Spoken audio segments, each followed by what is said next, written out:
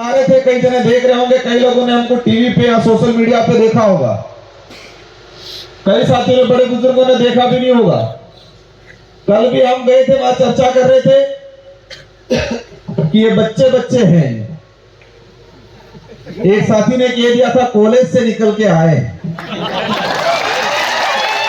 हम मन ही मन कह रहे थे कि हमने ऐसा रगड़ा निकाला है, ऐसा रगड़ा निकाला है कि कांग्रेस बीजेपी को डूंगरपुर राजस्थान में एक कर दिया, ऐसा रगड़ा निकाला।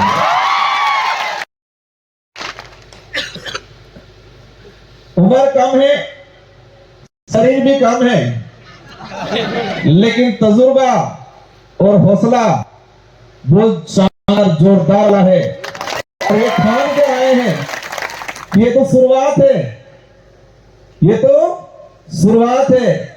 आने वाले समय में ये राजकुमार जैसे जैसे हजारों राजकुमार इस महाराष्ट्र की धरती पर पैदा करके जाएंगे। मेरे 84 की जनता को याद करना चाहूंगा, जिन्होंने मुझे 2 बार आमदार बनाया है, 2 बार, और ये तीसरी बार मुझे सांसद बनाया है डूंगरपुर बावड़ा की जनता ने, और ऐसे ही मामूली नहीं बनाया। 2023 के अंदर जब मैं सेकंड बार आमदार बना, राजस्थान में 200 सीटें हैं, तो मैं से हाईएस्ट लीड से 70,000 की लीड से जिताया मेरी विधानसभा की जनता ने। की तो बात ही अलग है। एक दिग्गज नेता थे, भाजपा के पास ऐसी उस मशीन में जो भी जाता है वो धुल जाता है। तो हमारे कांग्रेस के बड़े दिग्गज नेता थे, वो वहां से चुनाव लड़े लोकसभा का, और परिणाम आने के बाद पूरे देश में 2 लोकसभा की चर्चा थी, एक तो अयोध्या की और एक बांसवाड़ा की। बांसवाड़ा की इसलिए थी कि पूरे लोकसभा चुनाव में मोदी जी का सबसे विवादित भाषण अगर रहा था तो बांसवाड़ा से रहा था, सीट से सबसे लंबा 45 मिनट तक भाषण दिया था मोदी जी ने, लेकिन जनता ने इतना झगड़ा निकाला, मुझे 2,47,000 से जिता के भेज दिया। और वो समाज भारत आदिवासी पार्टी ऐसी पार्टी एक सबसे कम समय में सबसे अधिक ग्रोथ किया है। 1 साल हुआ है अभी, सितंबर 2023 के अंदर इसका निर्माण हुआ, स्थापना हुई, और 1 साल के अंदर राजस्थान में 3 विधायक, एक मध्य प्रदेश में विधायक जो आपके आमदार और मुझे खासदार बनाया, और अवश्य महाराष्ट्र की धरती से भी पद्माकर जी बनवी और अन्य साथी चुन के जाएंगे। सबसे कम समय में सबसे अधिक ग्रोथ करने वाली पार्टी रही। साथियों, वल्लभी साहब को मैं कहना चाहूंगा, जब हमने शुरुआत की थी हमारे पास न कोई वार्ड पंच भी नहीं था, हमारी पार्टी से कोई वार्ड पंच भी नहीं था, लोग हंसते थे क्योंकि आगे पीछे कोई नहीं है, इनका तो कोई विधायक है, न कोई आमदार है, न कोई खासदार है, न कोई सरपंच है, कोई वार्ड पंच है। आप तो बहुत सारी संख्या में हो, हम गिने चुने इकट्ठे होते थे, लेकिन एक के अंदर इतना दम था 1000 के बराबर। एक युवा के अंदर इतना दम था 1000 के बराबर। और मैं आपसे उम्मीद करना चाहूंगा, इस पंडाल में जो बैठे हैं, अपने आप में विचार करें, अपने आप में सोचे, मैं अकेला नहीं। आप अपने सोचे कि मैं अकेला नहीं, मेरा एक वोट नहीं, मैं आज से जाऊंगा उठ के अपने गांव में, अपने परिवार, अपने गांव में आपके जैसे जैसे हजार तैयार करोगे, और आप यहाँ जो पंडाल में बैठे हो, एक व्यक्ति 1000 वोट तैयार करेगा, ये आज ठान के जाना है आपको। सोचना पड़ता है, ठानना पड़ता है, कोई भी दूर नहीं है, कोई भी काम बड़ा नहीं है, बस ठानना पड़ता है। आज ठान के जाना है आपको। मैं जिस विधानसभा से आमदार का पद खाली करके सांसद बना था, अभी उपचुनाव हुए, 13 तारीख को चुनाव करके आए हम, पूरी सरकार लगी है, सारा सिस्टम लगाया, लेकिन हमारे साथ युवा है और ये युवा जोरदार फटका रहा है, तो इसलिए मेरा भी गला थोड़ा बैठ गया। रेगुलर विजन हमने, और आपके लिए खुशखबरी है कि 23 को राजस्थान से 2 आमदार और बनेंगे, एक तो मेरी जगह वाला और दूसरी उपचुनाव वाला।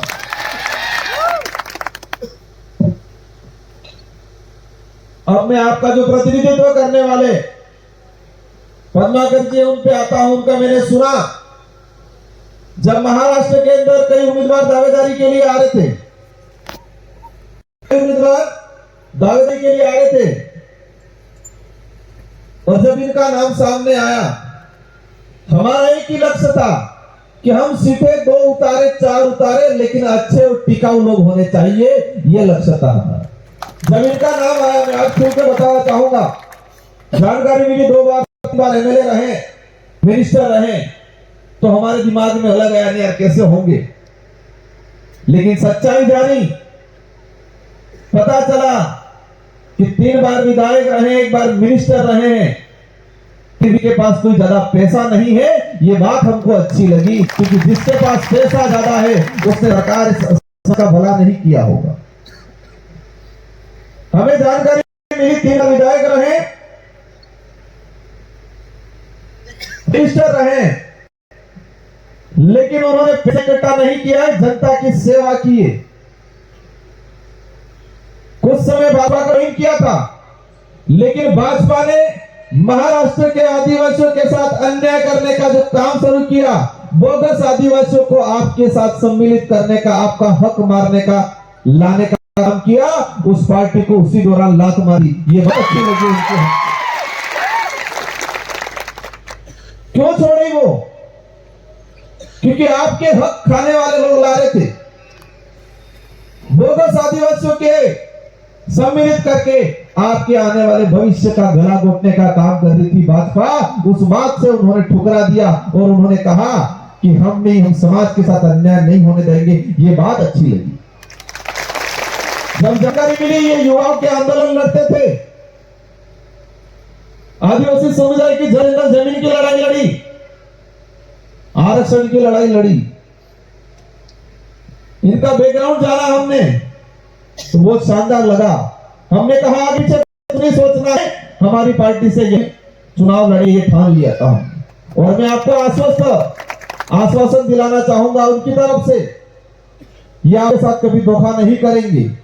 मुझे उम्मीद है कि आपकी भावना के अनुरूप बंबई की विधानसभा में बात रखेंगे, आपके साथ आने वाले भविष्य में कोई भी अत्याचार करेगा उसके आगे खड़े रहेंगे, और ये जो नर्मदा तापी का जो परियोजना जिस हमारे आदिवासी समुदाय को स्थापित किया जाएगा, उससे सबसे आगे खड़े रहेंगे, आप निश्चित है। कांग्रेस के लोग लड़ रहे हैं, आज निर्दलीय लड़ रहे हैं, बीजेपी के लोग लड़ रहे हैं। यहां पर क्या भाषण देते हैं मुझे नहीं पता, लेकिन हमारे उधर क्या भाषण देते हैं कि कांग्रेस आई, गेहूं फ्री कराया, ये बोलते हैं। रोजगार गारंटी की बात करते होंगे, निःशुल्क शिक्षा की बात करते होंगे, लेकिन आपकी जानकारी के लिए बता दूं, जो लोग कहते हैं छोटी पार्टियां क्या करेगी, अगर ये छोटी पार्टियां नहीं होती तो इस देश के अंदर रोजगार गारंटी कानून नहीं आया होता। ये कांग्रेस अपनी इच्छा से नहीं लाई है ये कानून। छोटी पार्टियां नहीं होती तो इस देश के अंदर खाद्य सुरक्षा अधिनियम कानून नहीं आया होता।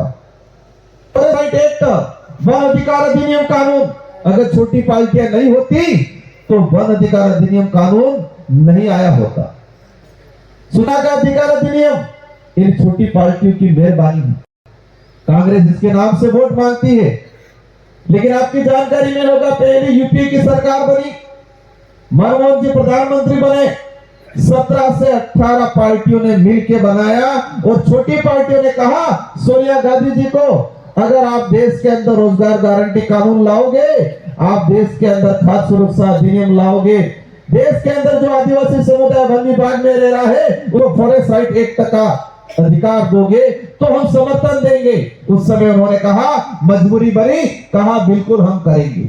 अगर कांग्रेस फुल फ्रेश होती तो ये कानून नहीं आए होते, हमारे भाइयों को अधिकार नहीं मिले होते। आज के नाम से वोट लेते हैं ये लोग, बात करते हैं संविधान बचाने की, जरूरत पड़ी, लेकिन जब वास्तविकता थी, जब संविधान पे और आदिवासियों के अधिकार की बात आती है, जब 5वीं अनुसूची को धरातल पे लागू करने की बात आती है, पैसा एक्ट को धरातल पे लागू करने की बात आती है, कांग्रेस मौन हो जाती है। बीजेपी जिस तरह से आज देश में माहौल बना रही है, और महाराष्ट्र की तो बात ही अलग है। महाराष्ट्र को आर्थिक राजधानी कहा जाता है। क्या कहा जाता है? आर्थिक राजधानी। आर्थिक राजधानी मतलब देश में सबसे अधिक पैसा अगर किसी सरकार के पास होता है तो महाराष्ट्र की सरकार। लेकिन महाराष्ट्र का आदिवासी समुदाय, एससी दलित समुदाय आज भी शिक्षा से दर दर भटके खा रहा, शिक्षा से वंचित है। कई ऐसे परिवार हैं जो उनको 2 वक्त की रोटी नहीं मिल रही है और कह रहे हैं महाराष्ट्र आर्थिक राजधानी। और इस आर्थिक राजधानी का उपयोग क्या किया जाता?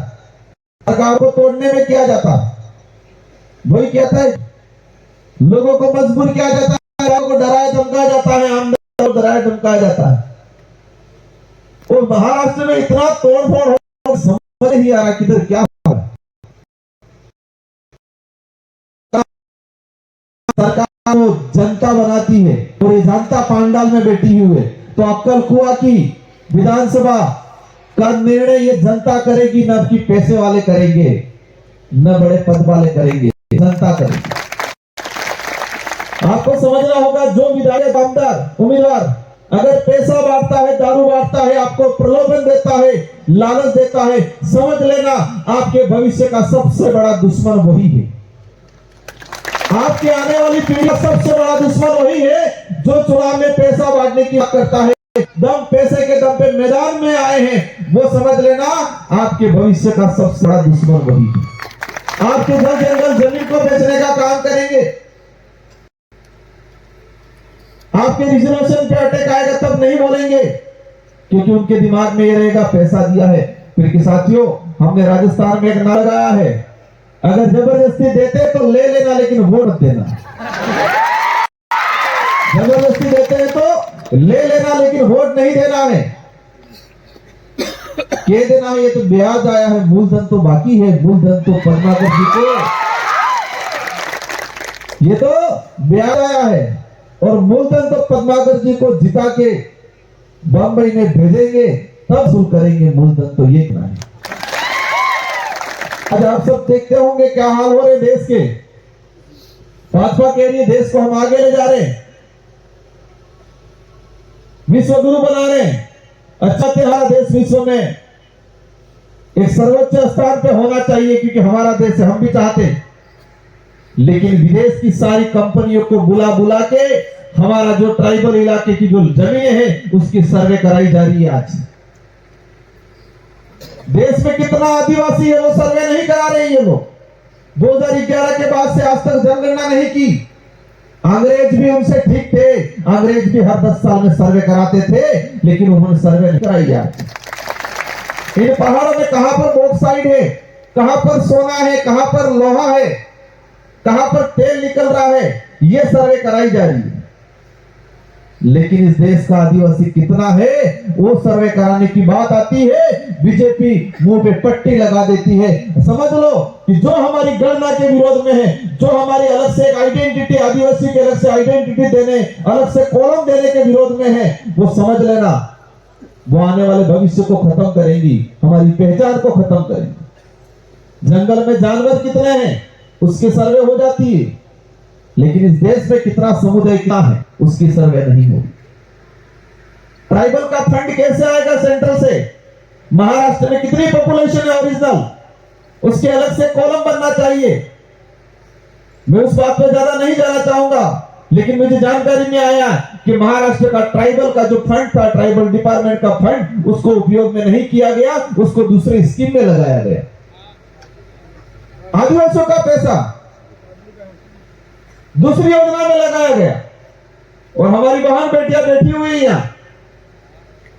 आपको ठगने के लिए बाबे आए हैं, आप ध्यान रखना। आपको ठगने के लिए बाबे आए हैं और कुछ तो मामा बन के भी आए हैं, ध्यान रखना। ये कौन से मामा हो सकते? मैं ज्यादा कथा तो नहीं पढ़ता हूं, लेकिन किसी एक कथा में कोई मामा कंस मामा करके, तो ध्यान रखना, लाडली बहना करके पुकार रहे हैं आपको, वो आपको ठगने वाले बाबा हैं। उस लाडली बहना को मैंने 1 साल पहले मध्य प्रदेश में देखा था। 1 साल पहले मध्य प्रदेश में लाडली बहना देखा था। बेचारी लाडली बहना मध्य प्रदेश में खत्म हो गई, वो लाडली बहना अब महाराष्ट्र में लेके आ गए। आपके बच्चों की छात्रवृत्ति नहीं आई है, 2-3 साल होने आगे होंगे। आपके बच्चों का रिजर्वेशन खत्म कर रहे हैं। आप जिस जमीन पे बैठे हो उसका पट्टा नहीं दे रहे हैं। आपकी आइडेंटिटी खत्म कर रहे हैं, और लाडली बहना के नाम से हमारी बहन बेटियों को ठगने के लिए बाबा बन के आ रहे हैं। मैं गया था मध्य प्रदेश में अभी, हमारी लाडली बहना सारी दुखी है।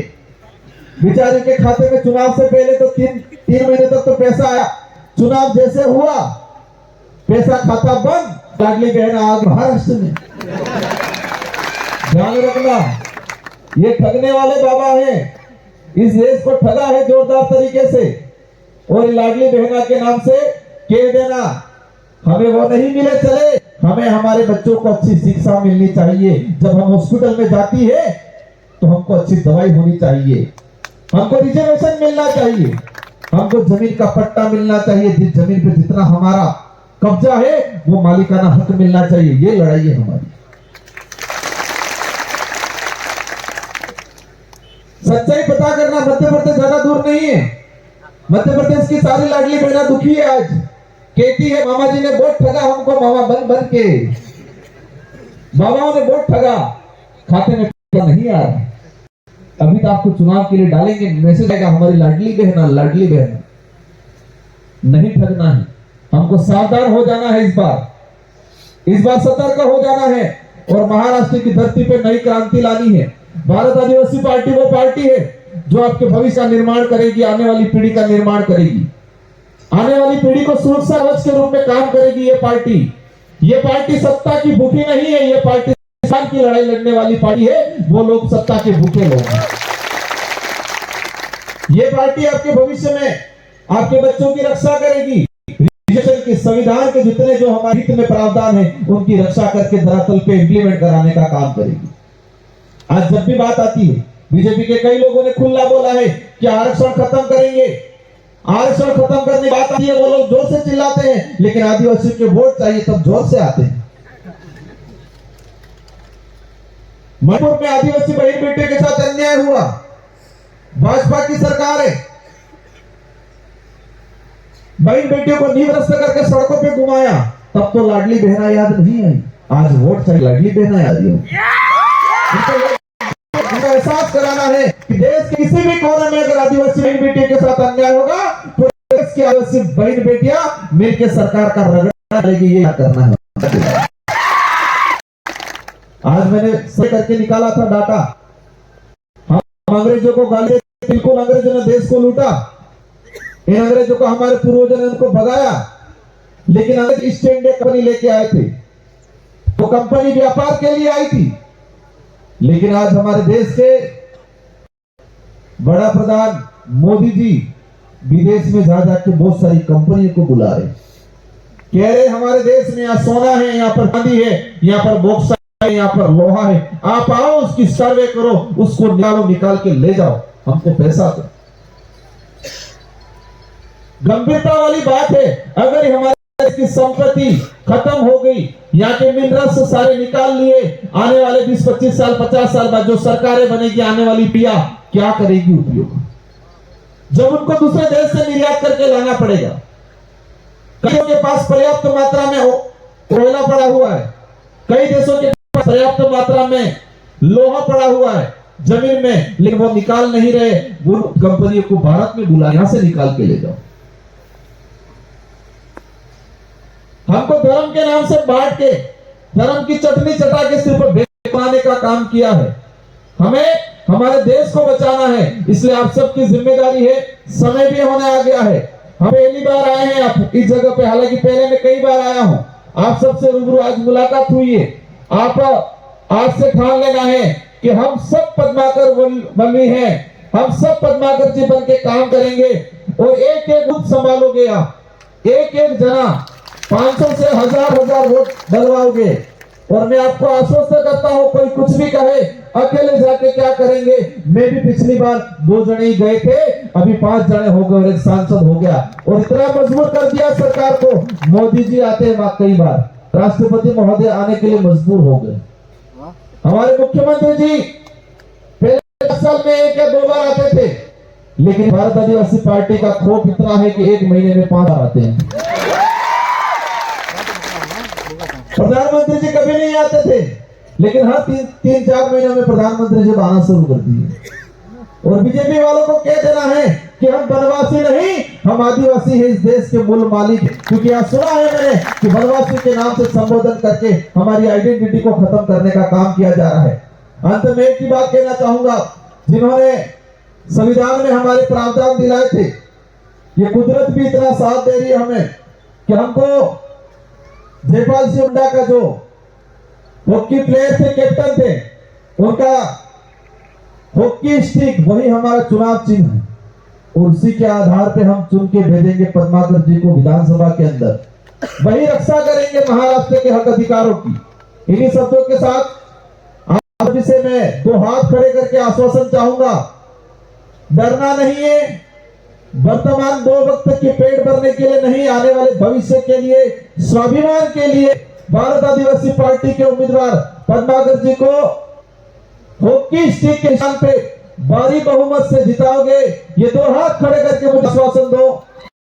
जय जवाहर का नारा है, जीतेंगे भाई जीतेंगे। एक बार से बोलना पड़ेगा, मैं छोड़ूंगा नहीं ऐसे। जीतेंगे भाई जीतेंगे,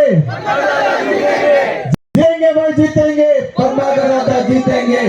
जय जवाहर का नारा है। आप सबको खूब खूब धन्यवाद, आभार। आप सभी क्रांतिकारी बनके आज से ही लग जाना है। डरना नहीं है, किसी से नहीं डरना है। दुनिया की कोई ऐसी ताकत नहीं है जो हमको डरा सकती है, हमको डरा सकती है ऐसी कोई ताकत नहीं है। इसलिए निडर होके लगना है। इन शब्दों के साथ आप सबको धन्यवाद। जय जवाहर, जय भीम, जय संविधान।